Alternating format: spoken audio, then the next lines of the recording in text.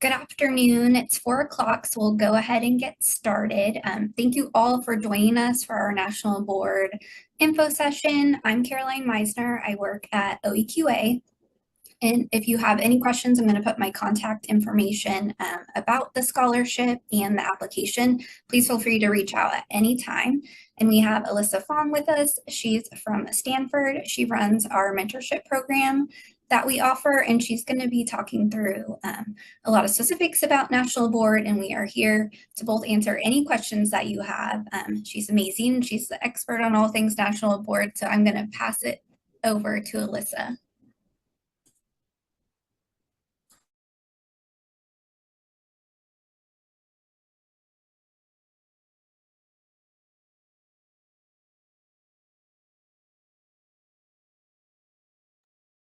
Cool. Great. Thank you. Thank you, Caroline, and welcome everybody. Thanks for being here after, I'm sure, a long day of teaching and just sticking around to learn more about this process. It's kind of a leap of faith to say like, hey, maybe this is something I want to do. So just thanks for engaging with this. And yeah, feel free to ask questions anytime. You can put them in the chat and I'll do my best to respond to them, or you could email me or Caroline afterwards. No problem. But we'll go ahead and get started. The agenda for today is to first start with an overview of the National Board certification process and what it is, because you may or may not have heard of it before. You might just be saying, oh, here's a webinar. Let's just check this out, including some of the benefits or why you might certify. We'll talk about the scholarship that OEQA offers and the support program that I run through Stanford, which is an optional thing. And then we'll have time for Q&A at the end. But again, you can always put questions in the chat, or if a question comes up later, you could email us. Okay, so I want to start by talking about this National Board certification, and it goes back to really the late 80s and 90s, where a bunch of teachers from around the country were talking about how do you define good teaching? How in your state, oh, you're supposed to do that. Oh, in my state, it's totally different. And they were finding that across the country in the United States, the way we define good teaching was, and in many ways still is, really different from one state to the next, or even from one district to the next. So this group formed called the National Board for Professional Teaching Standards, NBPTS, and they set out to define what would it mean to be a good teacher, regardless of where you teach, regardless of the age range of students, regardless of the content.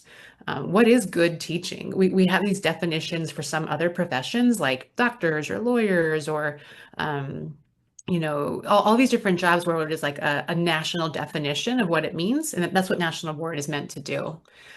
So they set out to collaborate with university educators, classroom teachers, parents, community members, students, and collectively they came up with the 5 top things that they said a good teacher would do, or in National Board, they actually use the language of an accomplished teacher. So these are the top 5 things an accomplished teacher does. And if you want to do this National Board certification process, what you're doing is putting together a portfolio of your work and showing how you do these 5 things. I'm sure you all do them. Number 1 is that teachers are committed to their students and their learning. So what that means is you don't just teach the same thing every year, one year to the next. You study your students and learn about their unique needs and interests, and you adjust your lesson plans accordingly. Teachers know the subjects they teach and how to teach those subjects to students. I often think of like a physicist or someone who like definitely knows the content, right? A physicist knows everything about, say, electricity and magnetism, but they might not know how to teach it to a 10-year-old. And they might not know how to sequence learning experiences for a young person so that that person like learns about electricity and magnetism. That's what a teacher does. A teacher takes the content and they create learning goals that are appropriate for the young people, and they sequence the learning in an appropriate way. That's the second of the 5 core propositions. The third one is that teachers are responsible for managing and monitoring student learning. I think when we see managing, we often think of like, classroom management, like making sure people are doing what they're meant to be doing. And that's part of it, certainly. But more than that, I think, is like using data to inform your instructions, or to inform your instruction. Like maybe at the end of each class, you pause and you say, gee, that did not go well. Like, let me try to pivot before tomorrow. Or you look at whole class assessment data and you see, gee, we're really struggling with this part of our literacy development. Let me get better at that and make some changes. So that's that like monitoring and managing student learning. Um, the next one is thinking systematically about your practice and learning from experience. It's the same kind of thing, how you say, well, what did I do last year? How did that go? How can I do this differently and better this year? And then the fifth one is my personal favorite, that teachers are members of learning communities. And that means things like you like coming to this call today. You continually seek out professional learning opportunities. Maybe you're on social media, or maybe your school has PLCs, or just all the things that you do, attending conferences, these things that teachers do to continue to get better at teaching. That's one of the top five things. So again, the National Board says these are the five core propositions, or the top five things that accomplished teachers do. And when you go to do this National Board process, you're just showing them how you do that. You submit a portfolio. So we'll talk more about that. In addition to those top five things, National Board recognizes that the things a teacher does, let's say in high school physical education, are really different from elementary school literacy development. Or middle school art is really different from, let's say, high school orchestra or high school physics or something, right? All the certificate areas, the content is different, and also the way you do those five core propositions is different depending on the age of students and all that. So National Board asked practicing teachers from different certificate area or different like content areas and said, you high school math teachers, can you write, what does it mean to be an outstanding high school math teacher? And you elementary school grade pre-K through second grade teachers, would you please write the standards or what it means for a teacher to be excellent in your certificate area? And they came out with 25 certificate areas. Here they are. So when you choose to do this National Board certification process, one of your first things is to look at this slide and pick which category represents you. And that's like the certificate area that will guide your National Board journey. You can ignore all these developmental level like letters. This stands for like early adolescent, young adult, or early middle childhood, but really just the ages are the thing to pay attention to. Um, and so most teachers can find themselves on here. I'll give you a little more like insight on what some of these things mean. Um, if you're a teacher in special education, National Boards calls that an exceptional needs specialist. Um, let's see, what else is interesting? World Languages only has Spanish and French. So unfortunately, if you teach, I don't know, Latin or German or something, unfortunately, National Board doesn't recognize those languages, just Spanish and French. Career and technical education, that includes things like culinary arts, digital media, auto shop. What else? Within science, there's specialties, things like, what are the four specialties? Earth, space, physics, chemistry, biology. So some of these have specialties within them. And some teachers look at this slide and they say, oh yeah, there I am. There's just one clear category for me. Other teachers look at this and they might have a choice. Like for example, a teacher who teaches, let's say like second grade bilingual education. They have a choice. Like a second grade teacher might be a generalist. Most elementary teachers are generalist. They might be ages 3 to 8 as a generalist. And a generalist means you teach all of the content areas, reading, writing, math, civics, science, right? That's what a generalist, that's what this means here. A bilingual teacher also might choose to do English as a new language. That's another option. You could also specialize in literacy. So some teachers have a choice. Other teachers, when they come to this process, there's just one certificate area. But your first step in the National Board process is choosing the certificate area that you want to demonstrate how you're an accomplished teacher in that certificate area for those age of students. And then what you do is you submit a portfolio. So the portfolio is it's totally standards based. and created and assessed by teachers. So again, if you're a high school auto shop teacher, your work is going to be read by other high school auto shop teachers from around the country, and that the activities or the tasks that you're meant to write or do are written again by auto shop teachers. So it's written by teachers in your certificate area. The other thing, it's performance based and embedded in your practice. So what that means is you don't have to take a class or read a book. Or a certain research article. You don't have to do any citations or anything. It's not like a master's degree where you're meant to like do lots of reading and research. It's truly just writing about your practice, writing about what you do every day. You don't have to do anything different. You don't have to teach a certain lesson. You can just write about, honestly, whatever you did today in the classroom could be part of your submission. So that's something that I think is important to know. It's nothing like add-on. So you submit a portfolio, and there's 4 parts to it. The parts can be done technically in any order. We'll make recommendations, but here's what the 4 parts are. Part one, wait, sorry, let me go back. Part one is where you demonstrate your content knowledge. You actually take a sit-down test. You go to a testing center. You do a computerized test one morning and take a test. So that's something that many of us haven't done before, but that's content or component 1. Component 2 is where you showcase, or I should say 2, 3, and 4 are all where you write papers and you write them about artifacts from your classroom. So each paper is about 12-ish pages with some artifacts that go with it. So like, for example, component 2 is where you write a paper about how you differentiate and what you do. For most folks, it's a little different for different certificate areas, but in general, you choose a student or sometimes a couple students, and you write all the things that you've learned about them from talking to their parents or looking in their cumulative files or having them in your class for multiple years. You write everything you can about that student and show your knowledge of student. And then you talk about how you differentiate for them. You submit actual assignments and student work.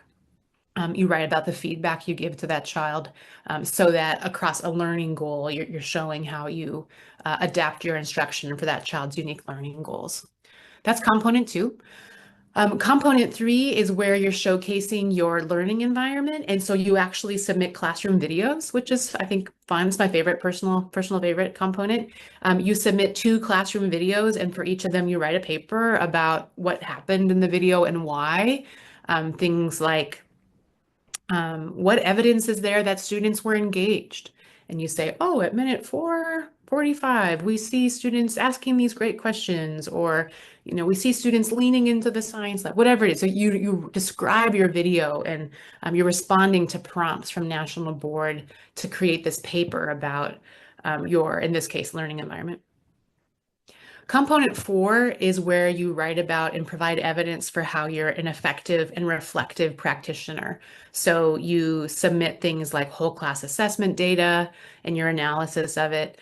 You talk about learning needs in your community and how you sought out professional development to help you in those needs, things like that. And so you submit, again, like some evidence of the learning need and what you did, as well as a paper that you write. So.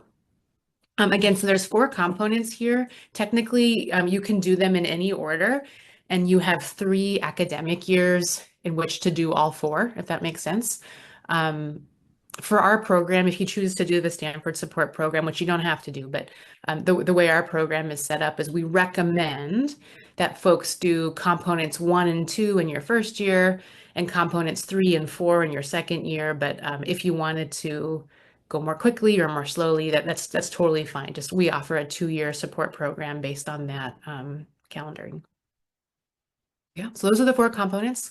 It's the submission to the National Award process. It sounds like a lot of work. Like, why would anyone do this? Good question. There's a video I want to show. I'm going to hit play here. This is a teacher talking about what she got out of the experience. So let's check out this video. I want to take myself to another level. I have this thing in my room where I tell the kids, take it to the wall. So we'll go over whatever lesson, and they can tell me whether I made the lesson relevant to them. When I write my lesson plan or when I grade papers, I like to give my students descriptive feedback, but I also give myself descriptive feedback. I ask my students to evaluate me. Every day I'm always asking myself, what is it that I did yesterday that I can do better today? I check myself before I come in the classroom. I really appreciate the National Board certification process because it kept me from burning out. My purpose here on earth is to connect with someone so we can exchange ideas and learn from each other. I grow from it, so in return, I want you to get something out of it. What I want to do now is pull you forward. Now we're going to look at our reflection. National Board certification process is a journey that you take within yourself to identify all the key components that it takes to make you a great teacher. And I guarantee you, I promise you, once the process starts, you won't be able to stop. It's going to make you a better person. That's going to make you a better teacher. That's going to make you feel proud of what you do. You know you've met the highest standards. You know that you've done everything you possibly can to put yourself in a position and say, here I am, I'm ready to change as a teacher to go to the next level. All right, thank you. It's a little marketing video, clearly. I'll share my own experience. I was a high school math teacher. I always taught in the same community, in the same city, and after a while, I started to get kind of bored. I felt like we were doing good professional development in my district, but a lot of it started to feel like I've seen this before, I've done this before, just with another name. And also I was wondering, how do teachers teach math in other parts of the country, right? Like, I think I'm doing fine, but could I get some more feedback? Almost all of the feedback I ever received was from my administrators, who were lovely. They just didn't have backgrounds in math. And so I really wanted to get feedback from teachers in my certificate area. And that's partly what drew me to it. Research has been done that shows that teachers who do this process report higher teacher morale and they stay in the classroom longer. It also shows that students who are in the classroom with a National Board certified teacher have higher learning gains, and that's particularly acute for students in high needs communities. So districts really like this because it helps teachers stay in the classroom and it helps students achieve more learning. So there's some research that's behind all this. And if you want to, I can share with you, our National Board publishes a lot of research and in support of impact on teachers, but also impact on students. I would just say, like, anecdotally, you might choose to do this if you're feeling a little bit bored, if you feel like you just want something new out of teaching. The next few slides have some quotes from teachers who've done the program, so you can read about it if you want to read some teacher quotes. But essentially, teachers, I mentioned this earlier, teachers who do this process report that they have greater morale overall as a result, greater retention, and they result in increased community involvement. So things like they were part of collaborative communities and they want to do that more and more and more. So maybe they find they want to initiate new collaborative communities or in their building. Another thing is, these are kind of logistical, is that when you certify, oftentimes that is like a green flag on your resume. So if you ever go to change schools, administrators see that and it's like, oh, this person like was great. Like, I can tell you, when I was moving to California where I teach, I walked into an interview. It was a panel of principals and I handed out the resumes and they had National Board certified on it. And one guy said, oh, you're certified? I'll hire you right now. No interview needed. I was like, oh, okay, that's a little intense, but like that's just what it meant to this person, is that it's a standard of quality that administrators recognize. As a result, oftentimes people who are certified are asked to serve as team leaders, department chairs, instructional coaches. It kind of gets you in the room, if that makes sense. NBCT, by the way, these letters stand for National Board Certified Teacher.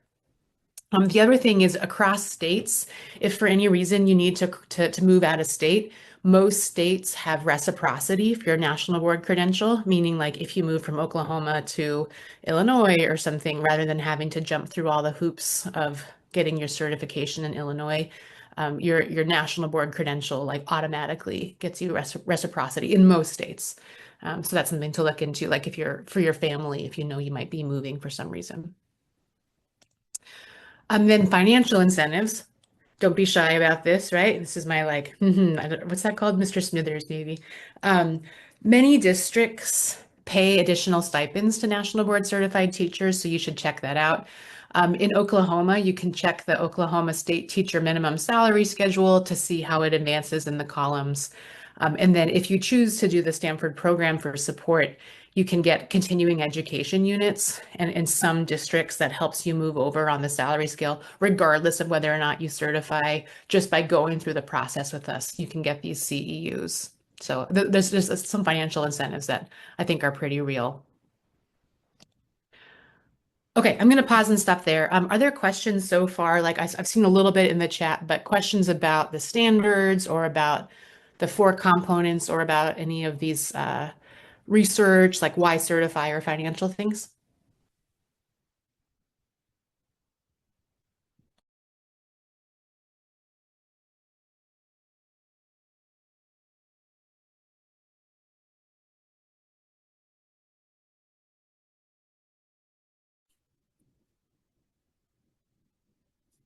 We will be speaking about the scholarships in just a moment, Lindsay.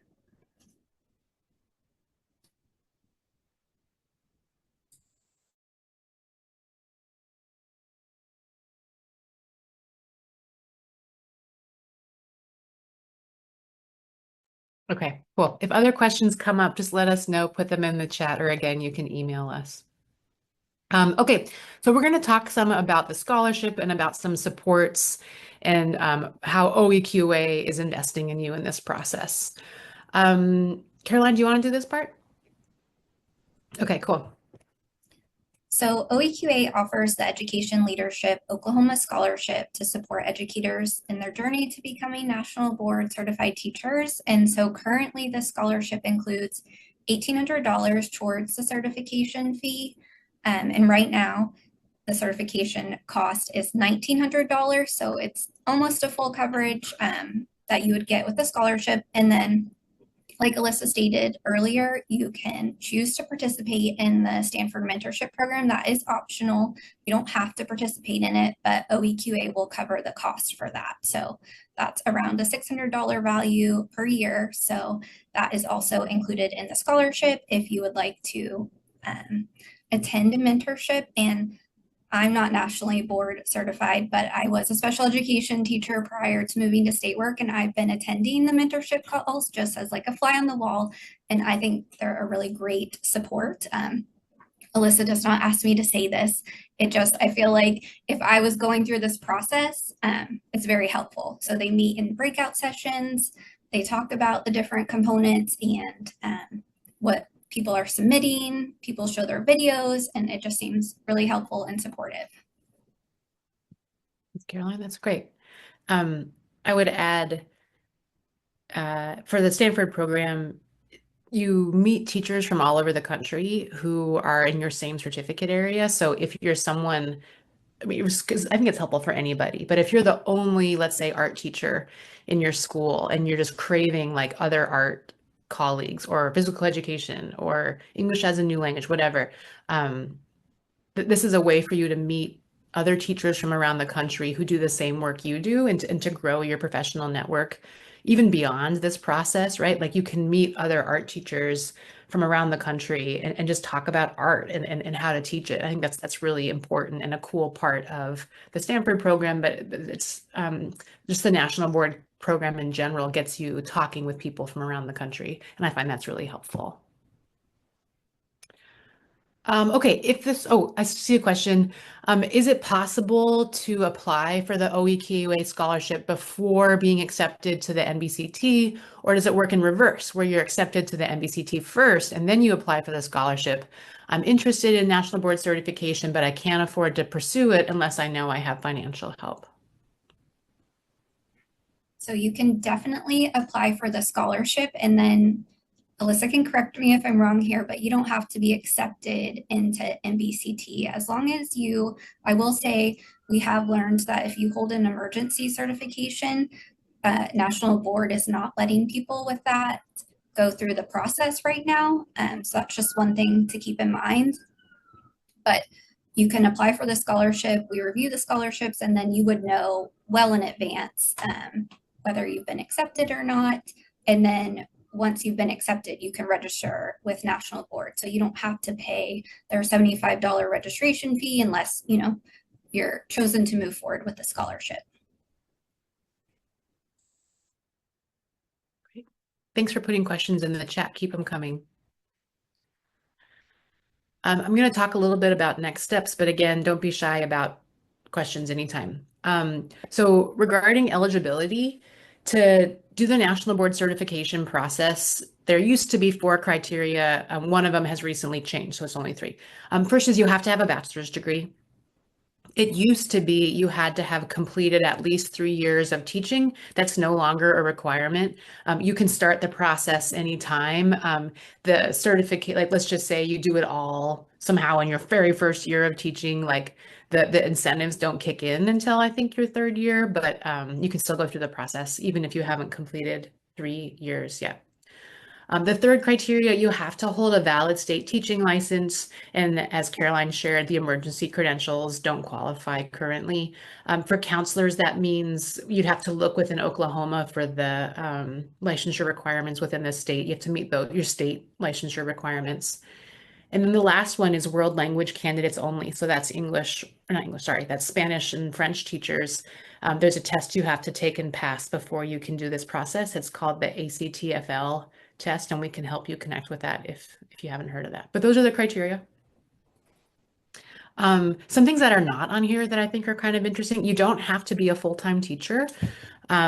You could be like even a teacher coach or something, or someone who's like a part-time administrator or whatever. You do need to have a classroom where you can do your classroom videos and collect student work. So you have to have access to a classroom, but you could even not be like the teacher of record. That's okay. You don't have to be just at one school site. So if you're across multiple school sites, maybe you're a traveling music teacher or something, it's totally fine. Yeah, so those are some eligibility things. Regarding the timelines, I mentioned earlier there's 4 components, and National Board says you can do them in any order.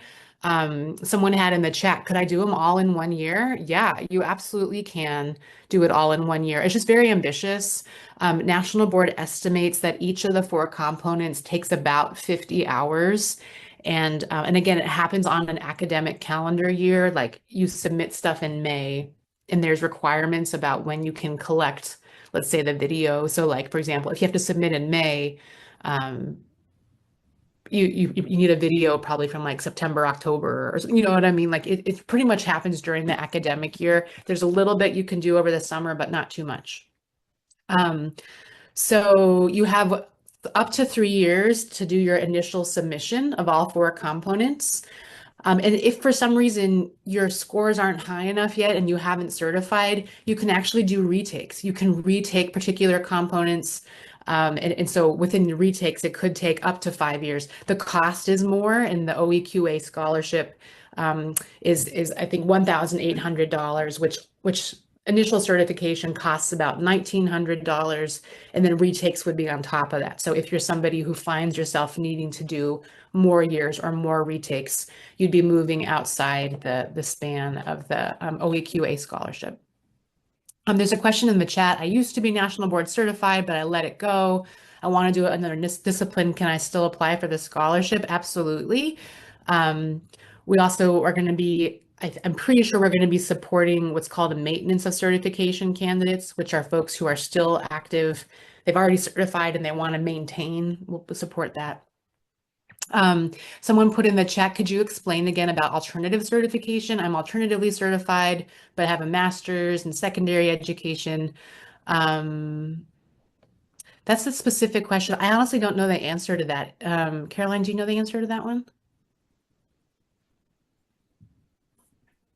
So if you have an alternative certification, that's okay to move forward in the national board process. It's specifically people who are just certified under emergency certification that we had that question about. So does that help answer your question, Ashley? Okay, perfect. Cool. Good questions. Keep them coming. Okay, so I mentioned earlier, oh yeah. So someone had a question, can you say more about the deadlines within the school year? Yeah, so the way the calendar for National Board works is, I mentioned component one is as a sit-down test. It's only offered March through June. So, and you choose a test date, you choose a location. So component one, you can do any time in that window of March through June. Components 2, 3, and 4, which are the papers with the classroom artifacts, those are all due in mid-May. It's May 17th this year. Last year's May 18th. And those are firm deadlines. They don't offer extensions unless there's some type of, emergency.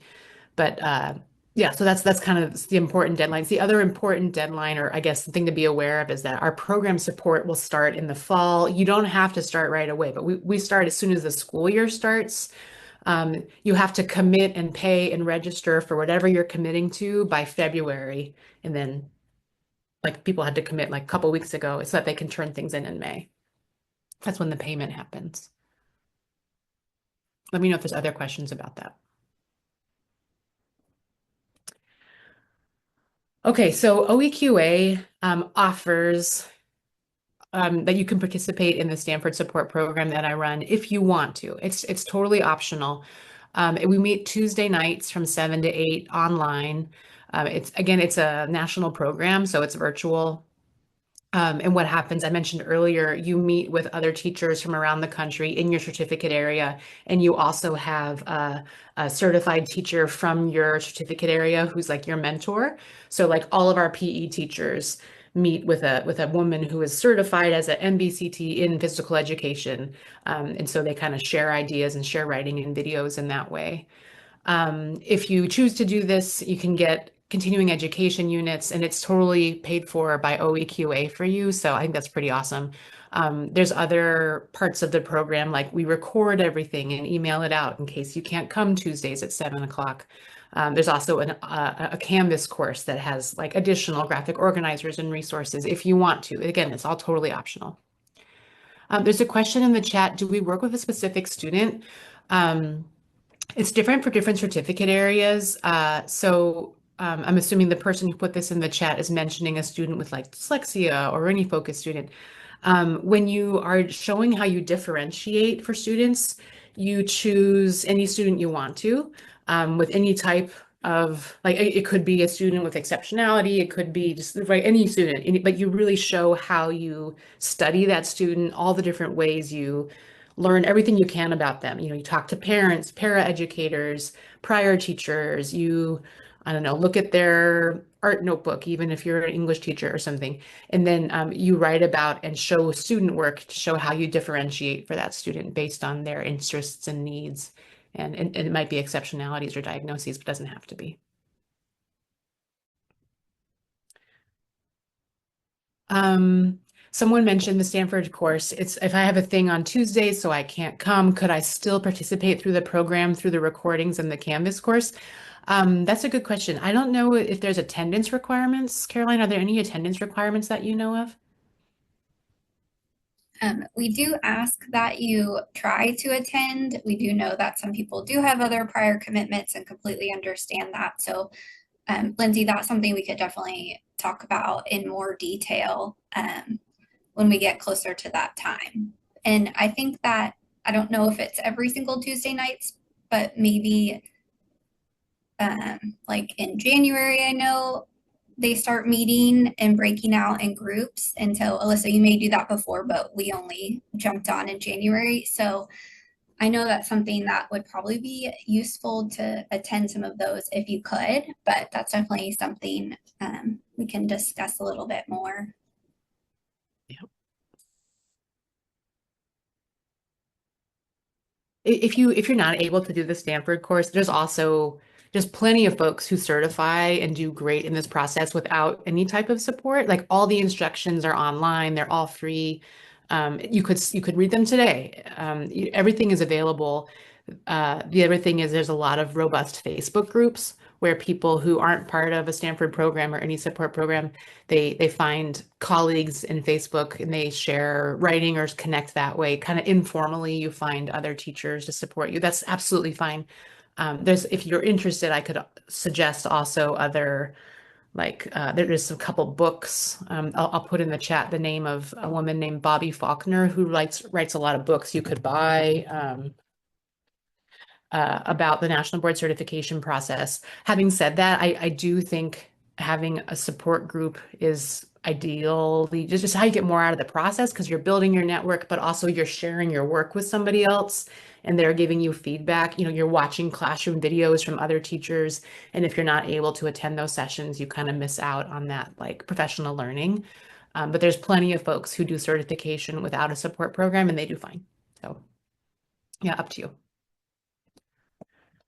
Okay, let's see. Regarding costs, so Caroline mentioned that OEQA gives you 1,800 to pay for this stuff. And you'll see that the total is going to be more than 1,800, but it's not a whole lot more.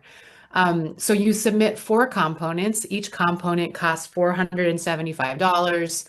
And so that's why 4 times 475 is that 1,900 price tag, even though OEQA pays 1,800. So that's just something to know.